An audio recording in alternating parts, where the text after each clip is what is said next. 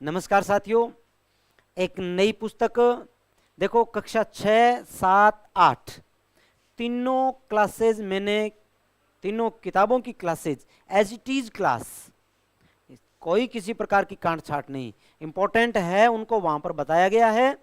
बाकी सारी किताबें जो है एज इट इज यूट्यूब पे, एकमात्र अपने यूट्यूब चैनल पे है, पूरी की पूरी किताबें एकदम लोगों ने बताई है, कांट छांट करके बताई है, मैंने पूरी किताबें जो है वो आपको यूट्यूब पे करवाई है। और ऐसे ही जो जहां तक पॉसिबल है उन किताबों को वहां पर वैसे ही करवाएंगे, ठीक है ना।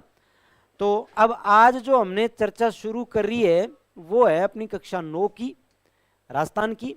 देखो, राजस्थान का स्वतंत्रता आंदोलन एवं शौर्य परंपरा बहुत इंपॉर्टेंट किताब है, हर पेपर में इसमें से खूब सारे प्रश्न आते हैं।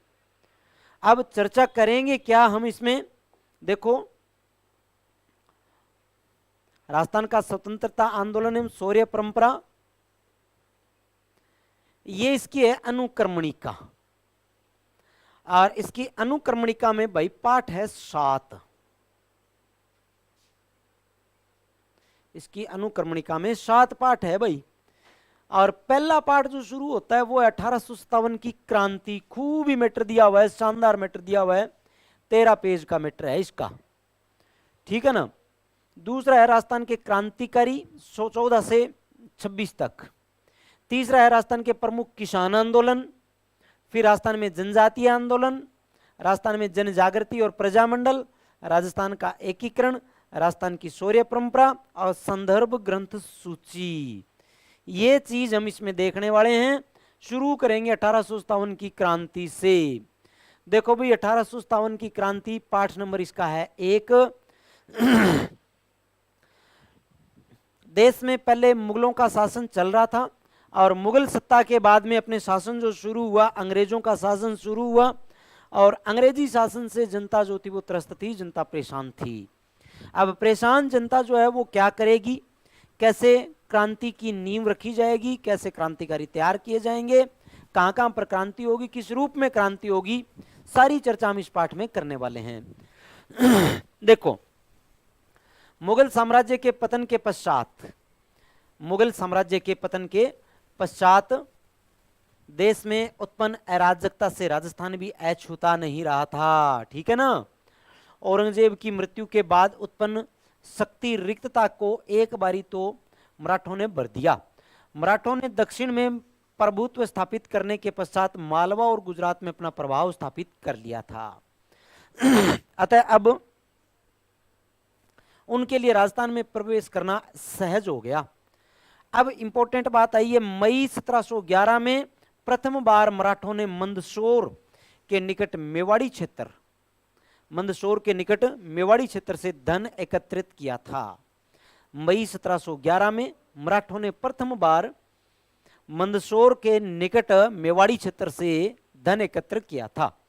इस घटना से चिंतित उदयपुर के महाराणा संग्राम सिंह, 1710 से 1734 तक मेवाड़ महाराणा थे, संग्राम सिंह ने पहले जयपुर के शासक सवाई जय सिंह और बाद में मुगल बादशाह मोहम्मद शाह से मराठा समस्या के बारे में विचार विमर्श किया था कि मराठा आ रहे हैं, मराठा आक्रमण कर रहे हैं, मराठा धन वसूली कर रहे हैं।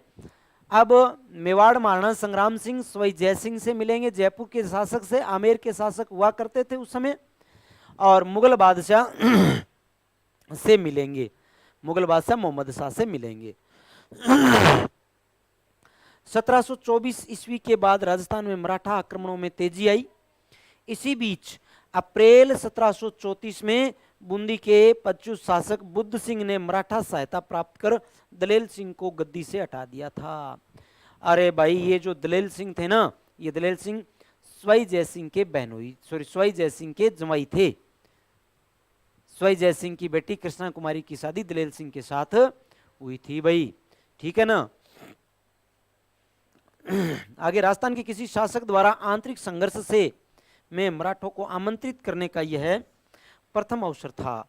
बाद में तो राजस्थान में मराठों का हस्तक्षेप बढ़ता ही गया भाई, बढ़ता ही गया। मराठे धीरे धीरे धीरे धीरे यहाँ से कर वसूली करना प्रारंभ कर देंगे और मराठों का लगभग सारी रियासतों में प्रवेश हो जाएगा। देखो कैसे, 1735 में मराठे मालवा पर अधिकार करने के बाद मराठों के आक्रमण करने के लिए एक मार्ग आसान मिल गया भाई।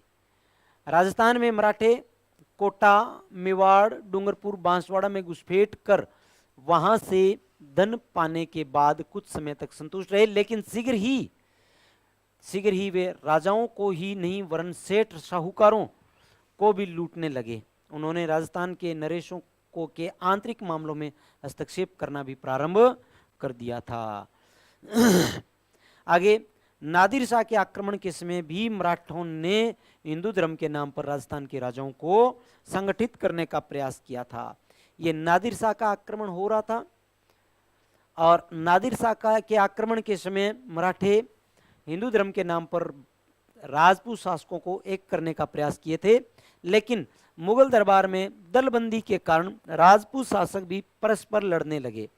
इस प्रकार केंद्र में उत्पन्न शून्यता की पूर्ति के लिए मराठा राजस्थान में आने लगे। शाहू ने पेशवा बाजीराव, देखना इंपॉर्टेंट बहुत बातें भाई, शाहू ने पेशवा बाजीराव को राजस्थान से चौथ और सरदेशमुखी प्राप्त करने का आदेश दिया था। दो प्रमुख प्रकार के कर है ये, एक चौथ कर था, एक सरदेशमुखी कर था। साहू जी ने पेशवा बाजीराव को कहा था कि आप राजपुताने से ये कर वसूलो, चौथ और सरदेशमुखी कर वसूलो। बात 1732 ईस्वी में स्वाई जयसिंह, ठीक है ना, एक तो स्वाई जयसिंह जो मालवा का सूबेदार बना था, उसे मराठों ने घेर लिया। जयसिंह ने पराजय स्वीकार कर ली और 28 परगने मराठों को देने पड़े थे। आगे देखना, 1761 से 91 के मध्य राजस्थान राजपूत शासकों की कमजोर स्थिति के कारण मराठों का प्रभुत्व हो गया था। आगे देखो,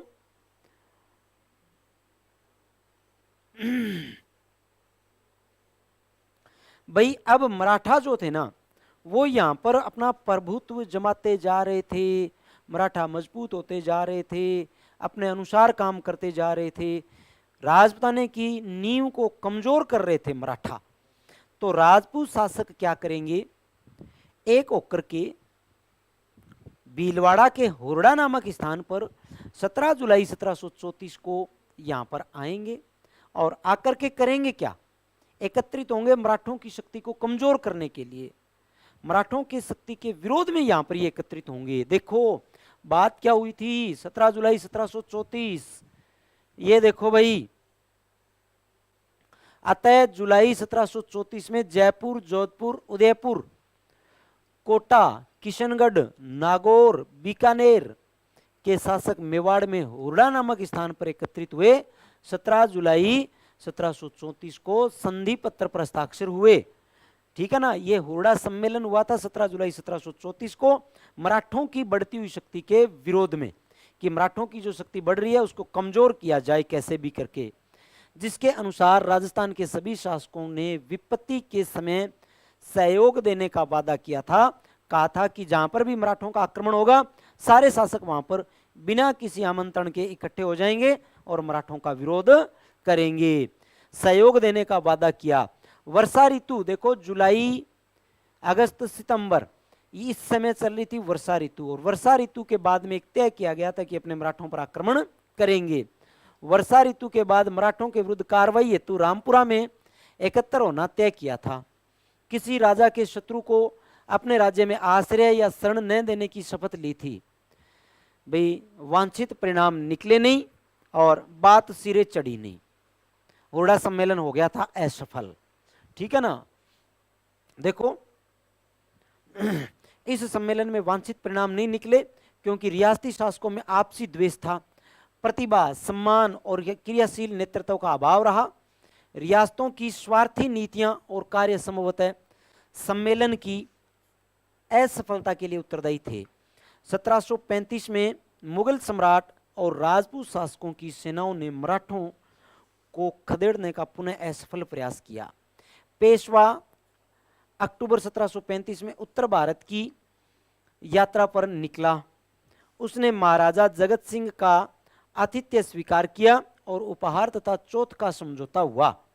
फिर क्या हुआ भाई, फिर वह जयपुर आया।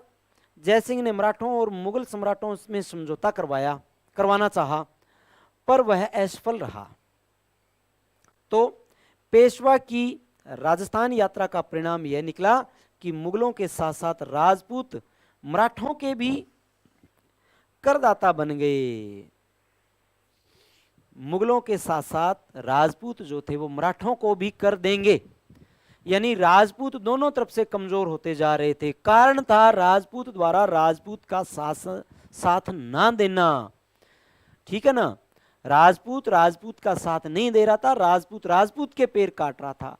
अन्यथा किसकी हिम्मत थी कि क्षत्रिय योद्धाओं को, क्षत्रिय रियासतों को पराजित कर सके। क्षत्रियता के पराजित होने का कारण एक ही था कि क्षत्रियों ने क्षत्रियों का साथ नहीं दिया था, राजपूत राजपूतों के विरोधी हुए थे। वरना कहां मराठों की हिम्मत थी और कहां मुगलों की हिम्मत थी कि किसी राजपूत को कोई मराठा या मुगल पराजित कर दे। ये तो राजपूतों ने राजपूतों के पैर काट दिए थे भाई, नहीं तो राजपूत इस समय पराजित होने की स्थिति में ना पहले थे और ना इस समय थे। आगे बात क्या हुई, 1738 में मुगल सम्राट की ओर से निजाम को बिना युद्ध किए ही दुस्सहाय की अपमानजनक संधि करनी पड़ी, दुरासराय की संधि करनी पड़ी, जिसके अनुसार मराठों को मालवा की सूबेदारी और 50 लाख रुपए प्राप्त हुए। 1742 में मराठों ने मारवाड़ में प्रविष्ट होकर सोजत, रायपुर और जैतारण परगनों में चौथ वसूली की।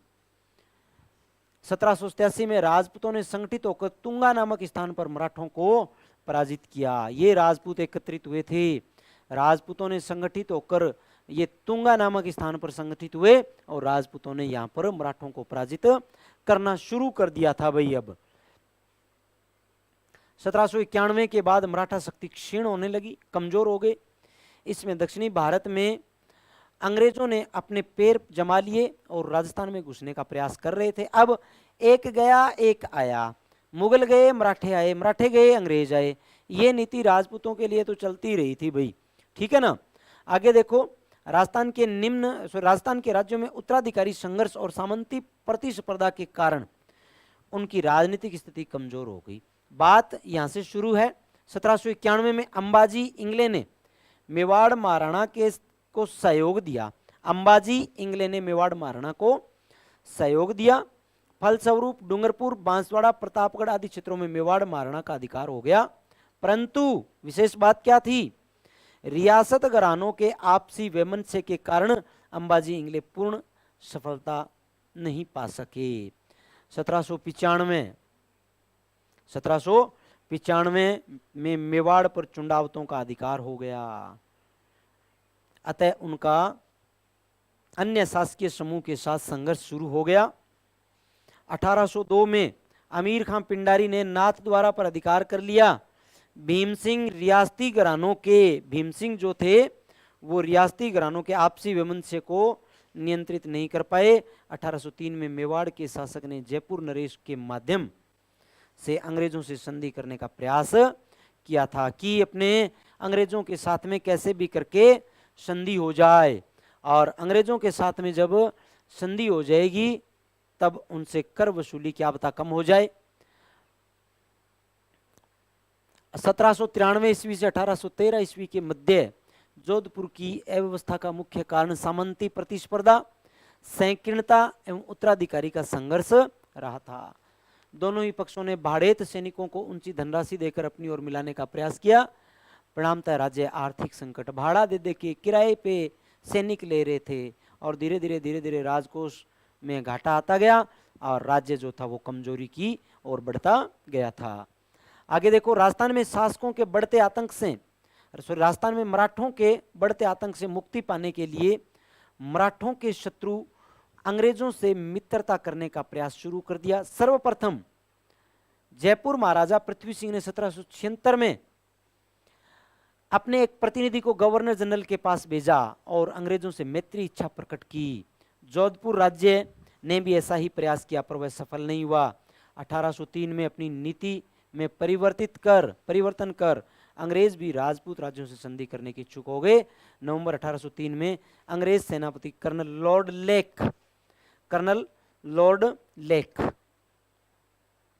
ने राजस्थान की उत्तर पूर्वी सीमा पर स्थित लासवाड़ी के रण क्षेत्र में सिंधिया को निर्णायक रूप से पराजित कर दिया। भाई ये सिंधिया यहाँ पर लासवाड़ी के रण क्षेत्र में, युद्ध क्षेत्र में सिंधिया को निर्णायक रूप से पराजित कर दिया था। मराठों की इस पराजय ने राजपूत शासकों के लिए मराठों की अधीनता से मुक्ति का स्वर्ण अवसर प्रदान कर दिया। 1803 की संधि में शर्तों में तय किया गया कि दोनों एक दूसरे के प्रति मैत्रीपूर्ण संबंध रखेंगे, व्यवहार रखेंगे। दोनों में तय हुआ था कि राजपूत और अंग्रेज मराठों के विरुद्ध इनका मित्र उनका मित्र, उनका शत्रु इनका शत्रु। बात तय हो गई थी कि अंग्रेजों का शत्रु और मित्र राजपूतों का भी शत्रु और मित्र होगा। आगे देखो, कंपनी इन राज्यों से खिराज नहीं लेगी तथा आंतरिक मामलों में हस्तक्षेप नहीं करेगी। ये बात इन्होंने झूठ बोली थी अंग्रेजों ने। भाई इन राज्यों की सुरक्षा का दायित्व कंपनी पर होगा, अन्य राज्यों से विवाद कंपनी की सहायता से सुलझाए जाएंगे। भरतपुर, अलवर, जयपुर, जोधपुर आदि ने इस संधि पर हस्ताक्षर कर दिए। संधि हुई 1803 की। इस संधि पर हस्ताक्षर कर दिए कि आपके मित्र हमारे मित्र, आपके शत्रु हमारे शत्रु, और हम आपके आंतरिक मामलों में किसी भी प्रकार का हस्तक्षेप नहीं करेंगे, ना आपसे कोई खिराज यानी कर वसूली हम करेंगे। ठीक है ना। आगे देखो, 1811 में ये सेटन के स्थान पर, सेटन अंग्रेज अधिकारी के स्थान पर चार्ल्स मैटकॉफ दिल्ली का रेजिडेंट बना था।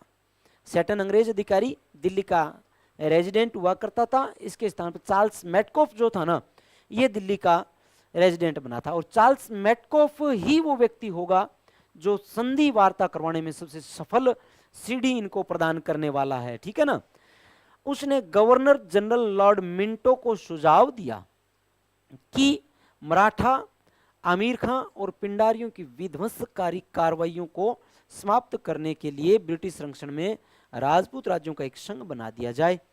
आप राजपूतों का एक संघ बनाओ और उस राजपूतों के संघ को लेकर के आप मराठों को कमजोर करो। ठीक है ना। बात क्या हुई देखो जरा। तत्कालीन गवर्नर लॉर्ड हेस्टिंग्स सभी विरोधियों का दमन करके भारत में कंपनी की सर्वोच्च सत्ता स्थापित करना चाहता था। आगे देखो, अंग्रेजों ने 5 नवंबर 1817 को होलकर से नई संधि करके राजस्थान के राज्यों को क्या विशेष प्रदान किया है। देखो, राज्यों के साथ संधि करने का अधिकार प्राप्त कर लिया। इधर मैटकॉफ का निमंत्रण मिलते ही करौली, कोटा, उदयपुर, बीकानेर, किशनगढ़, जयपुर, जैसलमेर आदि ने कंपनी से संधि कर ली। सबसे अंत में 1823 में सिरोही के शिव सिंह ने भी संधि कर ली थी। इस प्रकार 1817 से 1823 के दौरान राजस्थान पर स्थापित यह ब्रिटिश आधिपत्य 1947 में स्वतंत्रता प्राप्ति तक अक्षुण्ण रहा था। देखो भाई, 19वीं सदी के आरंभ में राजस्थान में 20 रियासतें थी। इनमें से 17 राजपूत, 2 जाट और 1 मुस्लिम शासक थे। ठीक है। बाद में क्या हुआ देखो, एक विशेष चीज और बता देता हूं। जब अंग्रेजों के साथ में 1817 से 1823 तक ये संधियों का दौर चला है ना, इन संधियों के दौर में राजपूत रियासतों के जो शासक थे वो निम्न प्रकार थे। भाई राजपूत रियासतों के शासक कौन सी रियासत में कौन से शासक थे, इसकी चर्चा हम कर रहे हैं। देखो, कोटा क्रांति किसमें दिए गए हैं। क्रांति किसमें रियासती शासक कौन कौन थे। कोटा के राम सिंह थे, जोधपुर रियासत के तख्त सिंह थे। ये वो शासक है जो क्रांति के समय थे।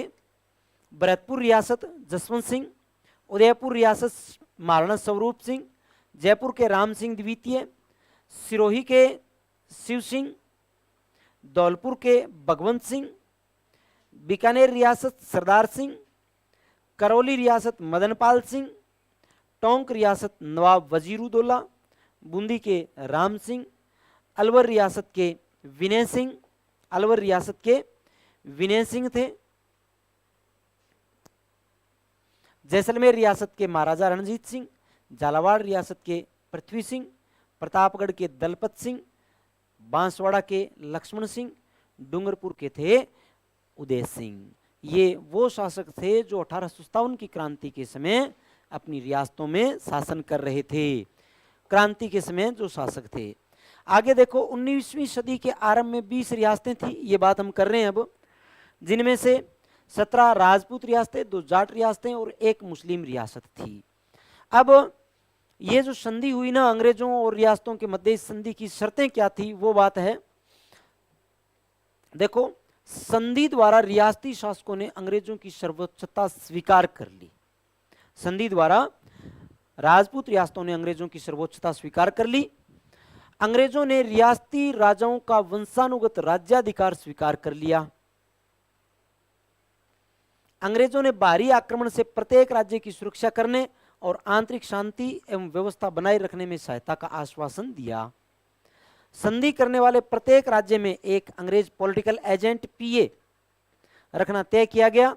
साथ ही यह भी आश्वासन दिया गया कि पॉलिटिकल एजेंट उनके राज्य कार्यों में हस्तक्षेप नहीं करेंगे। ब्रिटिश संरक्षण के बदले रियासती शासकों को अपनी विदेश नीति अंग्रेजों को सौंपनी पड़ी और अपने आपसी विवाद को अंग्रेजों की मध्यस्थता हेतु प्रस्तुत करने का वादा करना पड़ा। आगे देखो, आवश्यकता पड़ने पर, बात क्या हुई, आवश्यकता पड़ने पर रियासती शासक अपने राज्यों के समस्त सैनिक साधन अंग्रेजों को सुपुर्द कर देंगे। आवश्यकता पड़ने पर राजा के पास में जो साधन है जितने भी, वो अंग्रेजों को सुपुर्द करेंगे युद्ध में काम लेने के लिए। अंग्रेजों को वार्षिक खिराज देने संबंधी धारा सभी राज्यों की संधियों में अलग अलग थी। अब विशेष बात जो है वो क्या है देखें आगे। देखो यहां पर कुछ एक प्रभाव और थे भाई, इसमें से देख लेना आप। उपयुक्त संधियों में का राजस्थान के राज्यों पर बहुविध प्रभाव पड़ा। कंपनी सरकार को नियमित रूप से खिराज देने से राजस्थान के राज्यों की आर्थिक स्थिति कमजोर हो गई। पॉलिटिकल एजेंट, अब देखना एक चीज कही गई थी कि पॉलिटिकल एजेंट जो है वो राज्य के आंतरिक मामलों में हस्तक्षेप नहीं करेगा। यहां पर क्या कर रहे हैं, पॉलिटिकल एजेंट जो थे ना वो व्यवस्था बनाए रखने के नाम पर निरंतर हस्तक्षेप करने लगे। शासन कार्य और अधिकारों में कमी के कारण राजा शासन संबंधी कार्यों के प्रति उदासीन रहने लगे। यानी कंपनी क्या कर रही है, जो पॉलिटिकल एजेंट नियुक्त किए थे ना, वो पॉलिटिकल एजेंट पीए जो थे, वो पॉलिटिकल एजेंट जो थे वो शासन कार्य अपने हाथों में लेने लग गए। राजा के हाथ से सब कुछ शायद जा रहा था, राजा ऐसा महसूस कर रहे थे। इस कारण धीरे धीरे और दूसरी विशेष बात थी कि जहां से आर्थिक सहायता रियासत को मिल रही थी ना, उन पर भी अंग्रेजों का अधिकार होने लग गया। जैसे सांबर से नमक उत्पादन है, चित्तौड़ के आसपास से अफीम का उत्पादन था, वो भी अंग्रेजों ने अपने संरक्षण में लेना शुरू कर दिया था। ये इसमें दिया हुआ भी मिलेगा हमें। देखो, नमक उत्पादन के प्रमुख क्षेत्र सांभर और मेवाड़ के अफीम उत्पादन क्षेत्र पर अधिकार कर लिया गया। अंग्रेजों ने इन पर भी अधिकार कर लिया था। आगे देखो भाई, राजस्थान के शासकों ने मराठा आतंक से सुरक्षा तथा अपने सामंतों पर नियंत्रण, ये लाइन देख रहे हैं, शासकों ने मराठा आतंक से सुरक्षा तथा अपने सामंतों पर नियंत्रण स्थापित करने के लिए ही अंग्रेजों से 1818 की संधि की थी। और संधि संपन्न होने के बाद राजपूत शासकों ने अंग्रेजों की सहायता से सामंतों की शक्ति कुचलने का प्रयास किया।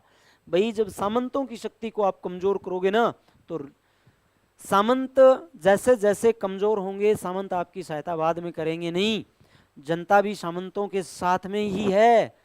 देखो, कालांतर में अंग्रेजों ने ऐसे अनेक कदम उठाए जिनसे सामंतों की स्थिति कमजोर हुई। यथा सामंतों की सैनिक सेवा के बदले अब उनसे नगद रुपया वसूलने का निश्चय किया गया। जैसे जैसे सामंत कमजोर होते गए, सामंत रजवाड़ों से अलग अपनी नीतियां बनानी शुरू करेंगे। और ये सामंत, ये ठिकानेदार आगे जब क्रांति होगी तब ना राजाओं का साथ देंगे ना अंग्रेजों का साथ देंगे। ये साथ अगर देंगे तो वो रहेगी प्रजा, ये प्रजा का साथ देने के लिए तैयार होंगे। आगे देखो, अंग्रेजों ने डूंगरपुर के शासक जसवंत सिंह को गद्दी से हटाकर प्रतापगढ़ के शासक के पुत्र दलपत सिंह को वहां का शासक बना दिया। इससे वहां की जनता में ब्रिटिश सरकार के प्रति घृणा उत्पन्न हो गई, घृणा उत्पन्न हो गई थी भाई। इसी प्रकार जब अंग्रेजों ने जयपुर की राजमाता बटियाणी को अधिकारच्युत करने का प्रयास किया तो वहां के लोगों में क्रुद्ध होकर कप्तान ब्लेक की हत्या कर दी थी। कोटा में अंग्रेजों ने तत्कालीन महाराव किशोर सिंह के विरुद्ध रियासत के फौजदार जालिम सिंह के दावों का समर्थन किया, जिससे कोटा में के हाड़ा राजपूत अंग्रेजों के विरुद्ध हथियार लेकर उठ खड़े हो गए। अलवर और भरतपुर रियासतों में अंग्रेजों ने हस्तक्षेप कर वहां आवश्यक अवैसक राजकुमारों को गद्दी पर बैठा दिया, क्योंकि शासक के अवैसक होने की स्थिति में अंग्रेजों को राज्य के प्रशासन पर अपना नियंत्रण स्थापित करने का अवसर मिल जाता था। जब वहां का राजकुमार अवैसक होगा तो वो अंग्रेजों से पूछ करके नई नीतियां बनाएंगे। अंग्रेज अपने फायदे की नीतियां जो है वो उन राजाओं राजकुमारों को बताएंगे। अंग्रेजों का अधिकार वहां पर चलता रहेगा। ये अंग्रेजों की वहां पर सोच थी। ठीक है ना। आगे देखो, क्रांति के समय ब्रिटिश पॉलिटिकल एजेंट, भाई पॉलिटिकल एजेंट जो नियुक्त किए गए थे रियासतों में की, इस रियासत में ये पॉलिटिकल एजेंट रहेंगे। वो पॉलिटिकल एजेंट कौन कौन थे? कोटा में थे मेजर बर्टन, आगे मेजर बर्टन की हत्या करेंगे। कोटा में इनके मुंडी को घुमाया जाएगा, इनके सिर को घुमाया जाएगा। जोधपुर में मैकमेसन थे जोधपुर में। भरतपुर रियासत में मोरिसन, जयपुर में कर्नल इडेन, उदयपुर में मेजर सावर्स थे और सिरोही में जेडी हॉल थे। ये उन रियासतों में पॉलिटिकल एजेंट के रूप में कार्यरत थे भाई, सारे के सारे। आगे हम चर्चा करें, देखो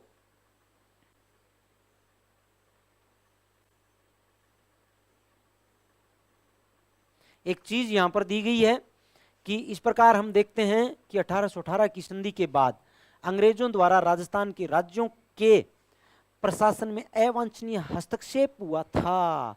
अंग्रेजों ने रियासतों में, रजवाड़ों में अवांछनीय हस्तक्षेप, संधि की जो वार्ता हुई थी उस पर अंग्रेज नहीं रहे थे। इस कारण रियासती राजा जो थे वो भी कहीं ना कहीं अंग्रेजों से परेशान थे, अंग्रेजों की नीतियों से परेशान थे भाई।